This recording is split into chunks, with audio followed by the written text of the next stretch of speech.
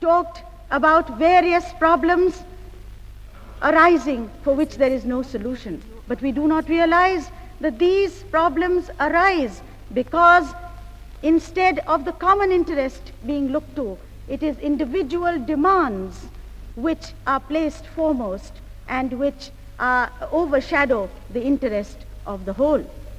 At this time, we have got to end that approach not only to our national problem but also to the international problems of the world, because India, whether free or whether slave, cannot afford to ignore the international aspect. In this age of the building up of one world, we cannot talk about separating nations. We have to work in order to build up that world of which India shall be a worthy partner, because not only has India the right, because of her past, because of her heritage, to give the lead, but also because of her present, when in the face of all the complexities of her own problems, she has stood up and estimated values and not let go of those ideals which she had placed before her.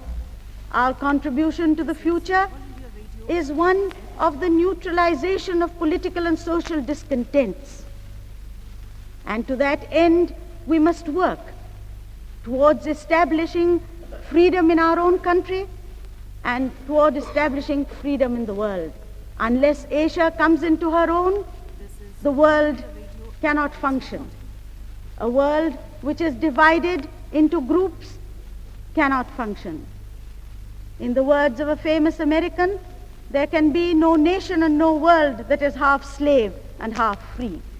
Therefore, India, to assume her leadership of Asia and through Asia of the world, must first free herself socially, economically, culturally. And in this resolution, we find an attempt to work toward that end.